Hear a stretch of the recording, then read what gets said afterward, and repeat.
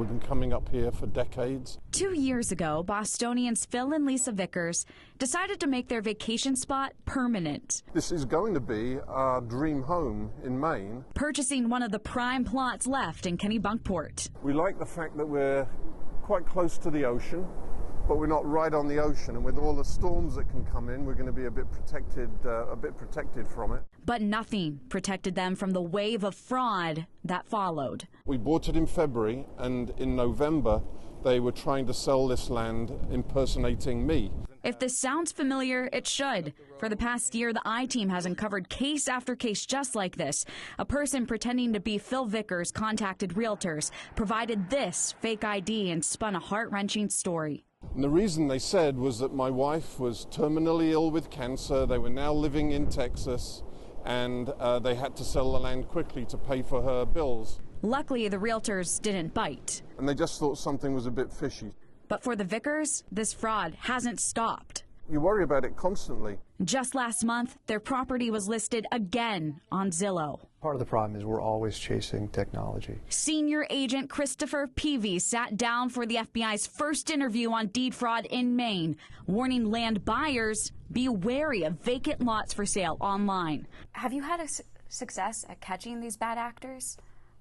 Across the country, yes. I will say that because you're taking a property that someone lawfully owns, most of the time they're going to get it back. It's going to become their property again. It's the headache, the hassle, and then this third-party victim that thinks they purchased it. So there is a lot of loss that can occur. The FBI says agents are scrambling to contain a storm of real estate fraud sweeping the Northeast. According to their data, more than 260 Mainers have lost a combined $6 million to this scam since 2019. Most of it funneled to criminals who compromised the deal abroad. Compromise could include someone thinking they're buying property where someone has inserted themselves in the middle of the transaction, pretending to be a title company, pretending to be a buyer, pretending to be a seller, and initiating one of those wire transfers that they don't realize until later has already gone overseas. To me, it sounds like people should not be making full remote transactions of land here in Maine. Right. Your gatekeeper is essentially the realtor who has to verify who is selling the property. Once it's in the process where it's going to a title company, they're very sophisticated with DocuSign, with impersonating notaries public, that it's almost impossible to stop it once it's down the road. It's a road Senator Henry Ingerson of York has been down before.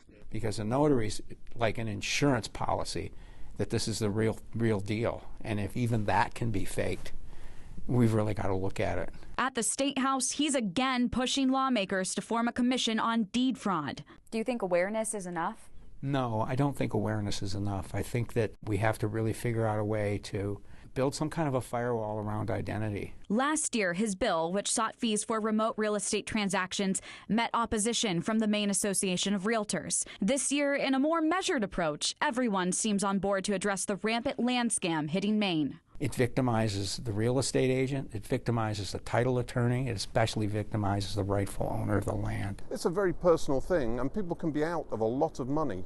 It could either be us or the people buying the land, but this is a trend that's only going to get worse and worse. Just last week, the Vickers started clearing their land. The house is going about here, hoping a building permit will finally put the fraud to rest. If it happens to us, it can happen to anybody that owns land.